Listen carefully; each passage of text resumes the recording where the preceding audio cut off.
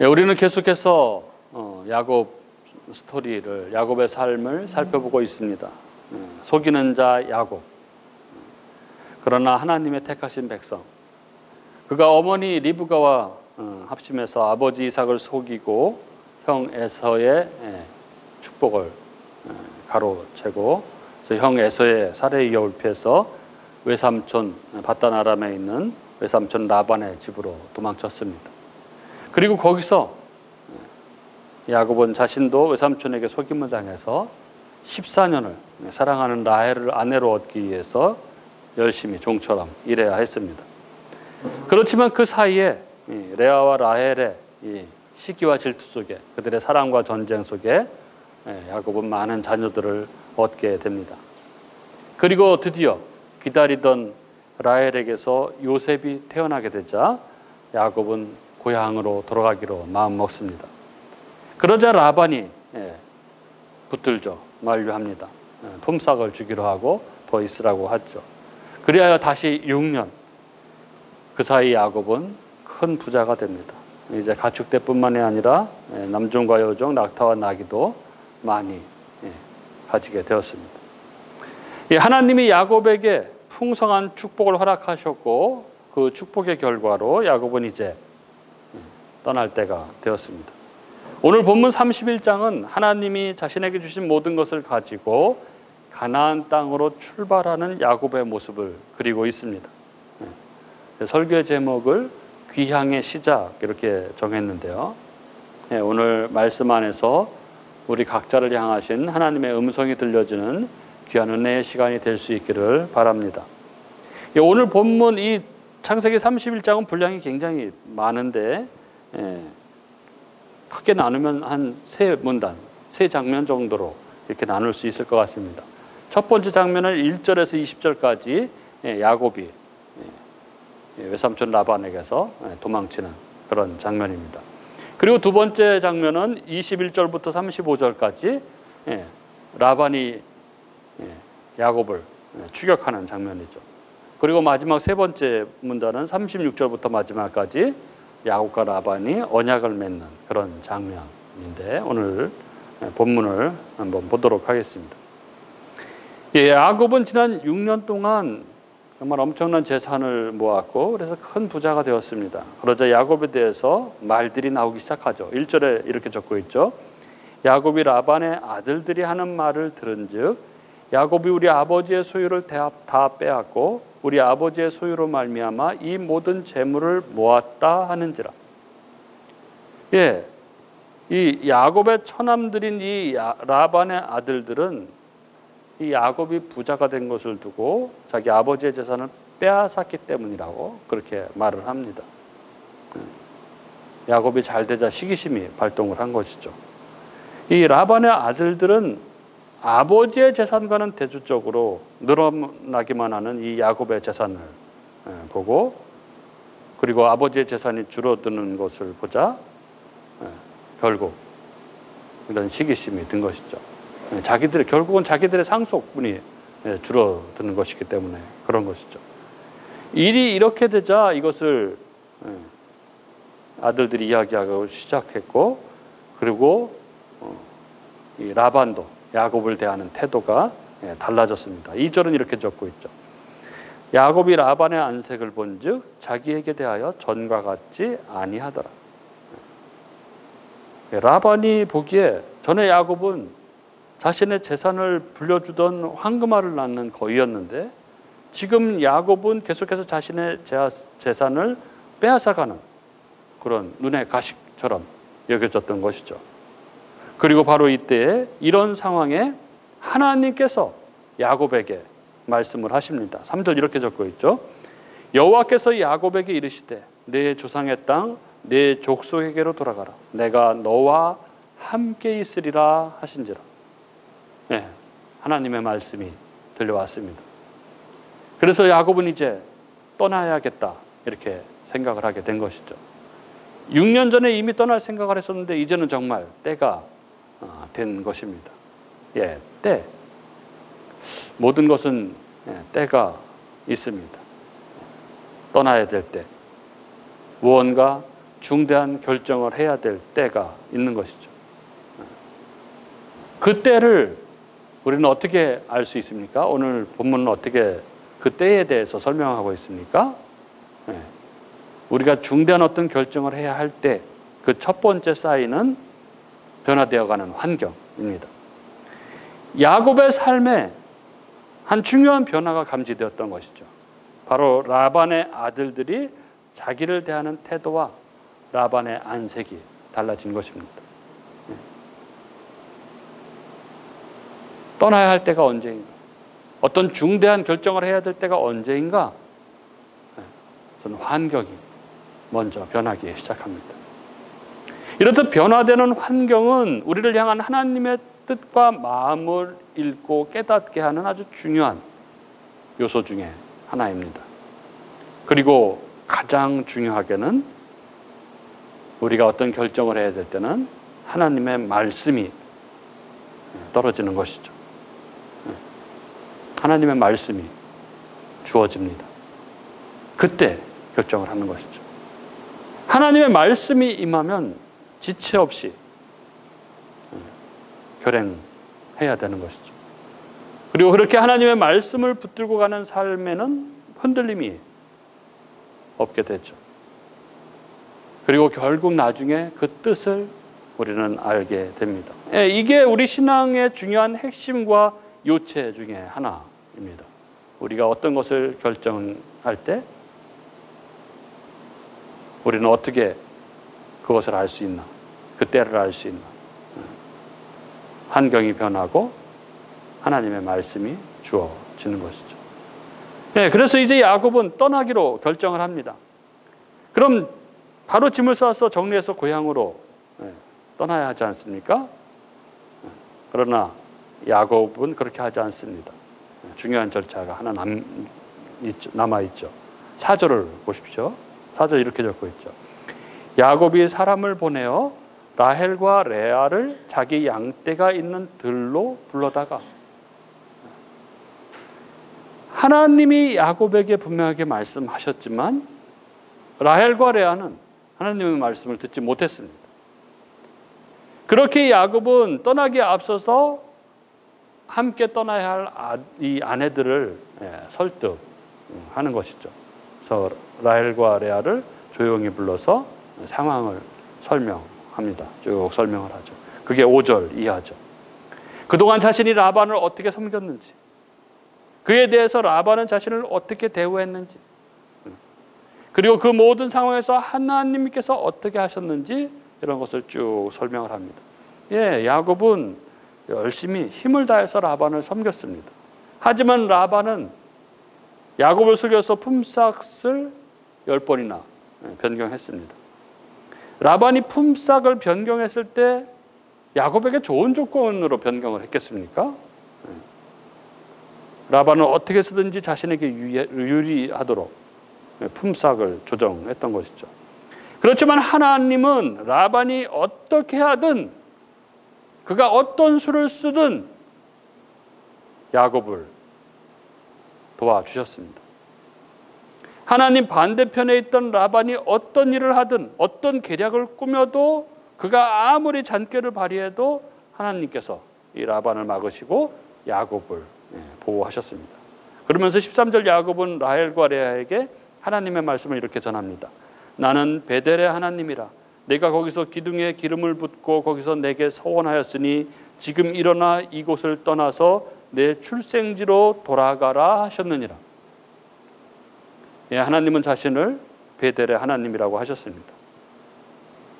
20년 전 야곱이 혼자서 그 알 수 없는 그 길을 가고 있을 때, 그 외롭고 두려웠던 그때 자신을 찾아오셔서 언약하신 그 하나님, 그 베델의 하나님이 지금까지 야곱과 함께 하십니다.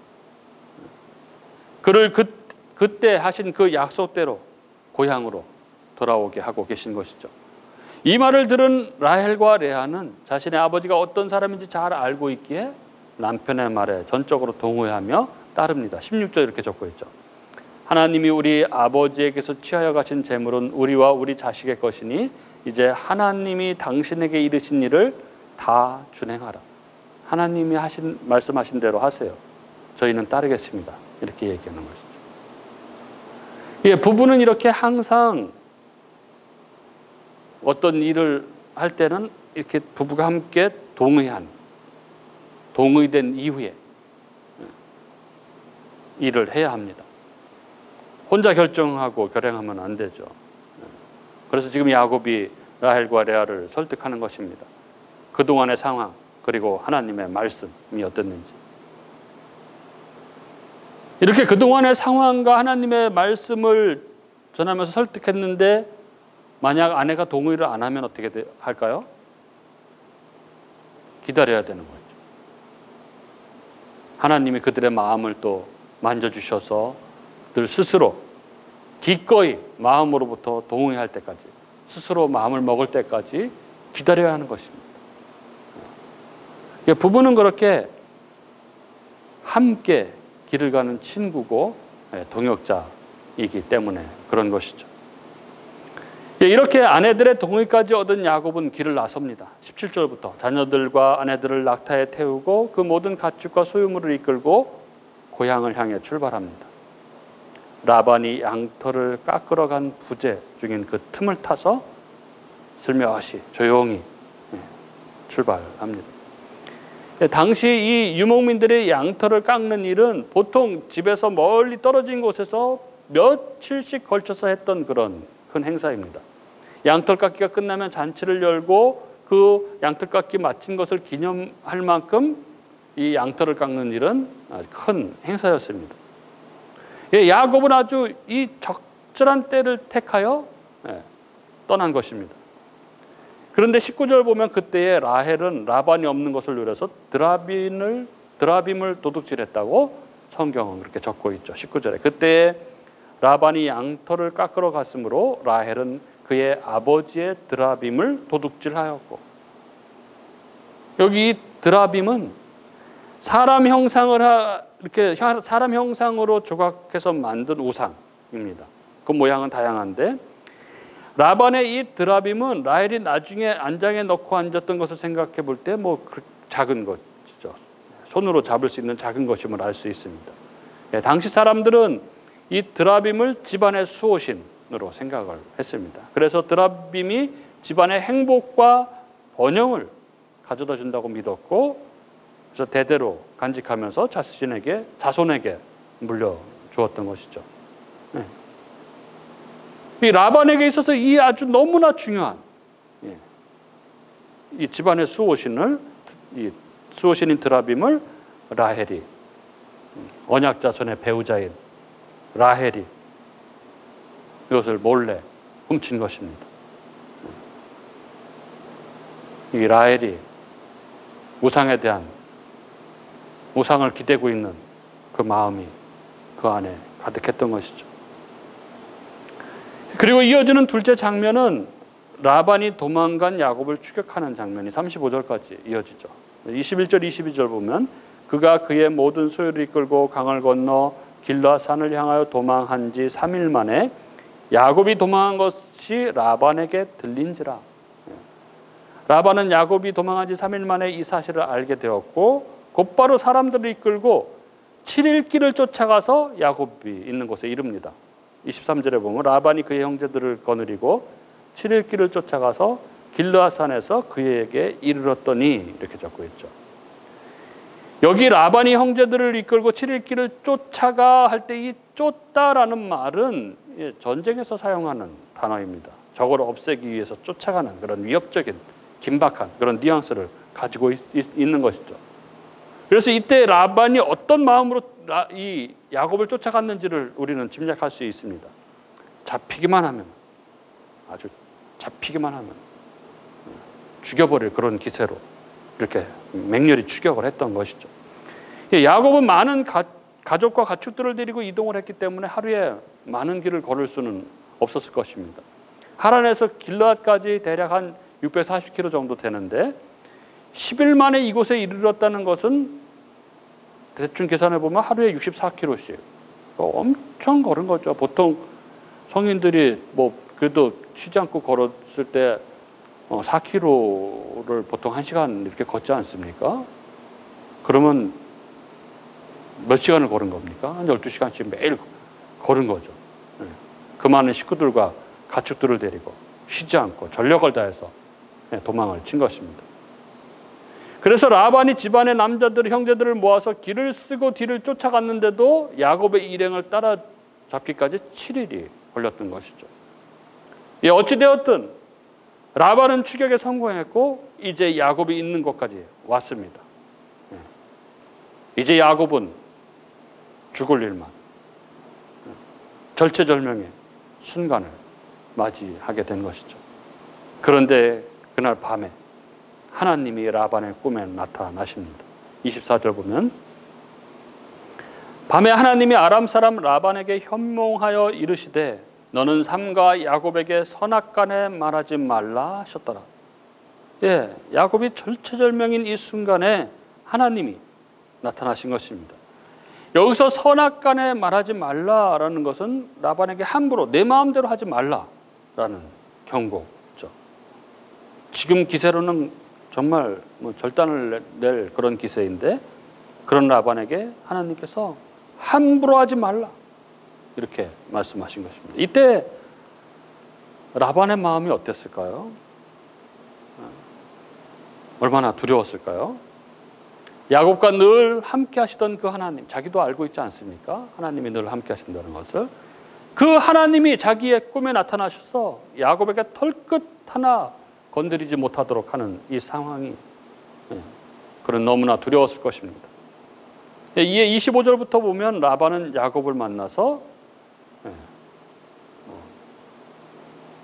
말없이 떠난 것에 대해서만 따지죠. 말하고 떠났으면 자신이 잔치를 베풀고 잘해서 보냈을 텐데 몰래 떠난 것은 너무나 어리석다 이렇게 말하죠.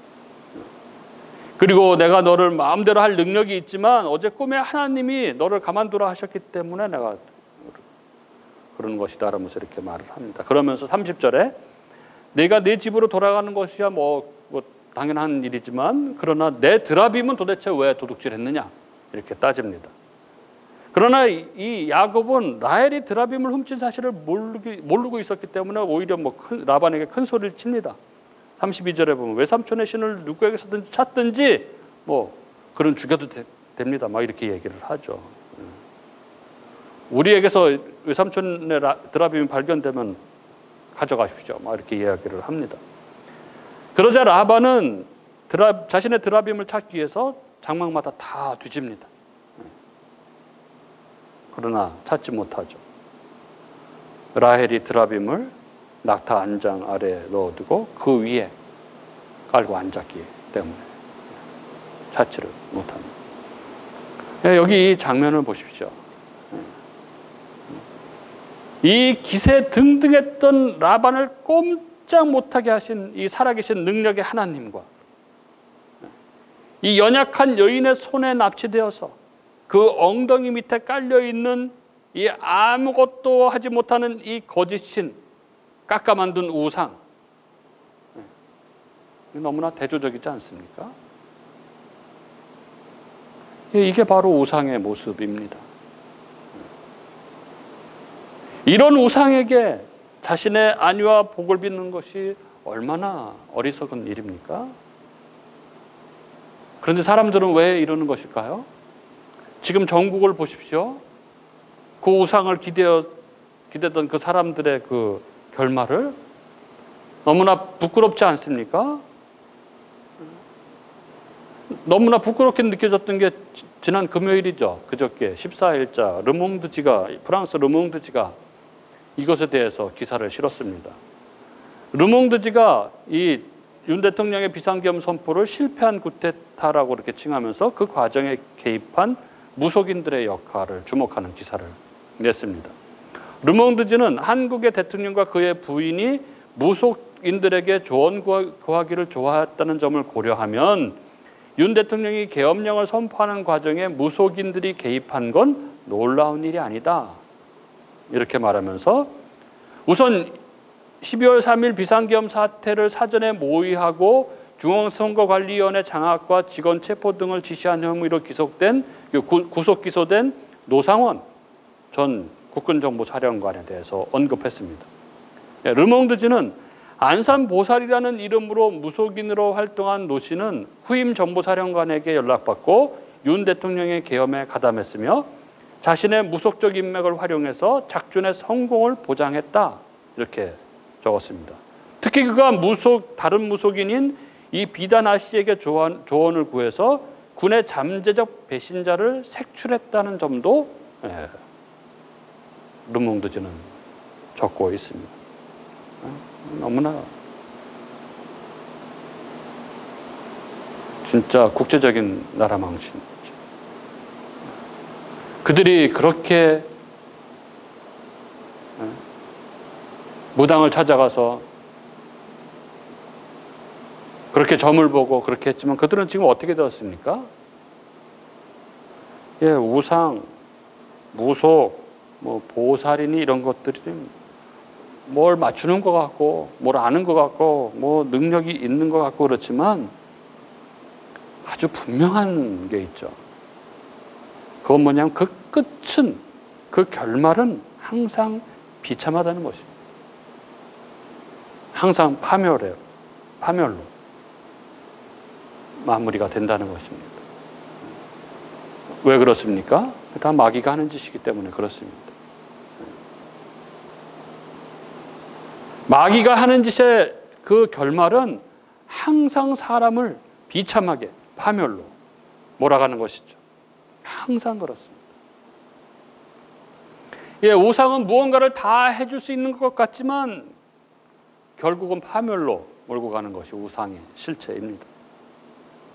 그리고 마지막으로 36절부터 마지막까지가 셋째 문단인데 36절, 37절 야곱은 라반의 이런 행동을 책망합니다. 라반의 고소가 사실이 아닌 것으로 드러나자 야곱은 매서운 공격을 가합니다. 20년 동안 그 마음에 쌓아뒀던 것을 다 쏟아놓죠. 야곱의 이 대화는 36절부터 42절까지 계속됩니다. 야곱은 20년 동안 라반의 집에서 성실하게 봉사했습니다. 낮에는 더위를, 밤에는 추위를 무릅쓰고 눈 붙일 겨를도 없이 죽도록 일을 했습니다. 하지만 라반은 야곱을 불성실하게 대했고 품삯을 10번이나 바꿨습니다.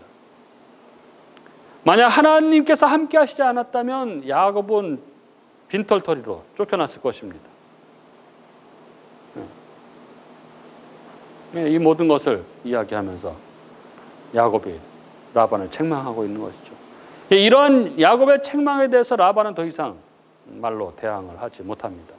그저 서로를 위한 언약을 맺자고 제안할 뿐입니다. 그래서 이 두 사람은 서로 분리되어서 살아가기로, 서로 해하지 않기로 그렇게 맹세하고 언약을 맺죠. 야곱과 라반은 그 증거로 돌 무더기를 세웁니다. 돌을 쌓는 일은 보통 땅의 경계를 표시하거나 어떤 사건에 대한 증거로 사용되었습니다. 라반은 이 돌 무더기를 아람어로 여갈사 하두다라고 이렇게 불렀습니다. 그리고 야곱은 히브리어로 갈렛 이렇게 불렀습니다. 이 둘 다 뜻은 이 돌무더기가 증거다, 이런 의미입니다. 여기 길르앗 지역은 이 두 언어가 다 사용되던 곳이라 라반은 아람어 이름을 지었고 야곱은 히브리어 이름을 지었던 것이죠. 또한 라반은 여기에 미스바라는 이름을 더했는데 미스바는 망루 혹은 전망대 이런 뜻입니다. 여호와께서 서로를 지켜봐 주시기를 바란다는 의미에서 이 미스바라고 이름을 지은 것이죠. 그래서 혹시나 야곱이 그의 딸 외에 다른 아내들을 맞이하거나 딸들을 박대하면 하나님이 그를 벌하신다는 취지로 이런 이름을 붙인 것입니다. 희한하죠? 라반이, 그 욕심쟁이, 그 거짓말쟁이, 그 사기꾼, 그렇게 드라빔 우상에 그렇게 매달리던 그가 결국은 하나님 앞에 하나님을 증인으로 세우고 하나님 앞에 두 손 두 발을 다 두는 모습입니다. 그러고 나서 이들은 언약 맺은 것을 확증하기 위해서 같이 음식을 먹습니다. 함께 밤을 보내고 모든 것이 원만하게 다 진행되고 라반은 아침에 일찍 일어나 손자들과 딸들을 축복하고 돌아가죠. 오늘 31장은 이렇게 하나님이 어떻게 야곱을 고향으로 출발하도록 하셨는지, 그리고 라반의 위험으로부터 어떻게 야곱을 보호하셨는지에 대해서 기록하고 있습니다. 이렇게 몇 장에 걸쳐서 기록된 야곱과 라반의 이야기는 오늘 본문의 그 절정을 이루고 이후 라반은 성경에서 자취를 감춥니다. 이렇게 해서 야곱은 그 밧단 아람에서의 20년의 세월, 그곳에 이 사기의 절대 강자 라반에게서 벗어나 고향으로 출발을 하게 되는 것입니다. 그를 어머니 태중으로부터 택하신 그 하나님, 그에게 복을 약속하신 그 하나님이 베델에 있던 야곱에게 찾아오셔서 그에게 약속하셨죠. 이 땅으로 돌아오게 하겠다고, 그리고 너와 함께 하겠다고 약속하셨습니다. 그리고 하나님은 그 약속을 이렇게 신실하게 지키시고 계신 것이죠. 그의 삶에 여러 곡절이 있었지만, 그러나 그 과정의 모든 것을 다스리시는 하나님의 늘 놀라운 능력이 늘 함께하고 있었습니다. 생명을 주관하시는 하나님께서 그의 아내들의 태를 열기도 하고 닫기도 하시고, 언제나 한 수 위인 라반의 이 굴레 속에 있던 야곱과 늘 함께 하심으로 야곱의 모든 소유를 번성케 하시고, 그리고 절체절명의 위기에 나타나셔서 라반에게 경고하시고, 그래서 이 야곱을 보호하시고, 하나님은 이렇게 모든 상황 가운데 함께 하시며 신실하게 당신의 약속을 지키시고 이루어가고 계셨던 것입니다. 그러면 야곱은 이러한 삶, 때로는 너무 힘들고 너무 고단하고 억울하기도 하고 쉴 틈 없이 일했지만 부당한 대우를 받고 하는 이런 삶 속에서 야곱은 하나님의 약속, 하나님의 함께 하심을 의심하지 않았을까요? 그리고 그 속에서 하나님을 원망하지 않았을까요? 그랬겠죠. 그러나 이 모든 상황 속에서 언약에 신실하신 우리 하나님은 그 야곱과 늘 함께 하시며 그를 인도하고 계셨던 것입니다. 모래 위의 발자국, 메리 스티븐슨의 시를 많이 들으셨고 잘 알고 계실 것입니다. 잘 알고 계시는 시지만 제가 다시 한번 이 시를 읽어드리도록 하겠습니다. 어느 날 나는 꿈을 꾸었습니다.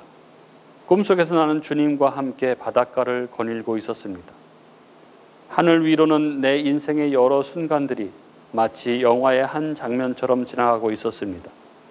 나는 각 장면마다 두 사람의 발자국이 모래 위에 새겨져 있음을 발견하였습니다.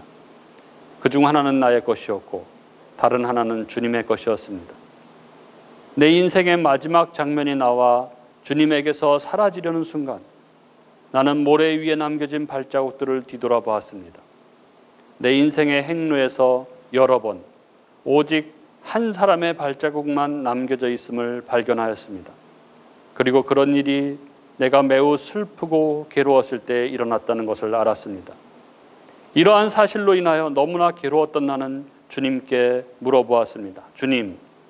주님께서는 내가 너와 함께 하리니 너는 항상 나를 따를지어다 이렇게 말씀하셨잖아요. 그런데 내 인생의 가장 어려웠던 시절을 돌이켜보니 오직 나의 발자국만 남겨져 있더군요. 어느 때보다도 주님이 필요했던 바로 그때 어찌하여 주님은 내 곁을 떠나셨는지 나는 정말로 이해할 수 없습니다. 그러자 주님께서 대답하셨어요. 사랑하는 나의 아들아, 나는 너를 누구보다 사랑한단다. 내가 시련과 고통을 당하고 있을 때 나는 한 번도 내 곁을 떠난 적이 없었느니라. 내가 한 사람의 발자국밖에 볼 수 없었던 바로 그때는 내가 너를 안고 가던 때였느니라. 우리는 기도할 때 늘 우리에게 아무 어려움이 없게 해달라고, 모든 일에 형통하게 해달라고 그렇게 기도합니다. 그러나 사실 우리의 삶에 늘 아픔도 있고 어려움도 있고 그렇습니다. 인생은 그런 것이죠.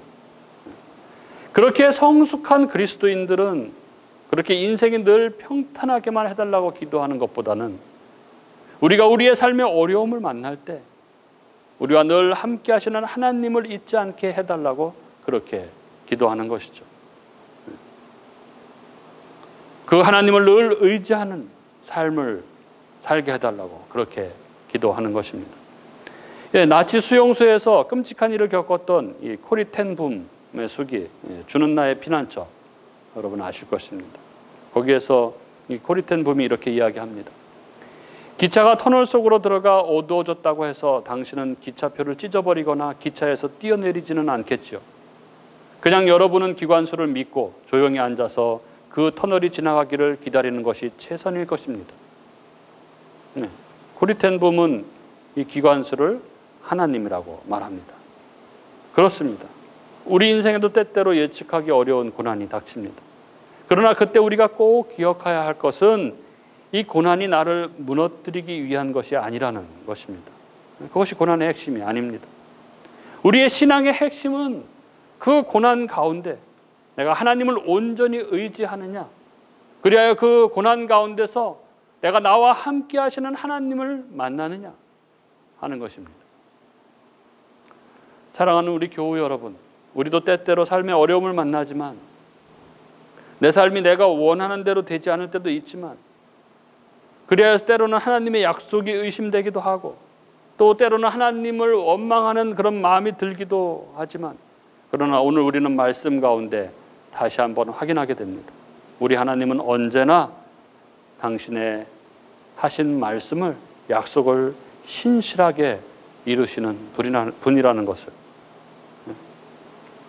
그리고 우리 하나님은 언제나 우리의 삶에 우리와 늘 함께 하시는 분이시라는 것을 오늘 말씀 가운데 다시 한번 확인합니다. 그 하나님을 신뢰하시고 믿음으로 우리의 삶의 여러 고난들을 잘 통과하는 저와 여러분이 될 수 있기를 바랍니다. 볼지어다 내가 세상 끝날까지 너희와 항상 함께 있으리라 하신 주님의 약속을 꼭 붙들고 우리가 고난의 터널을 평안 가운데 지나가는 저와 여러분이 될 수 있기를 주님의 이름으로 축복합니다.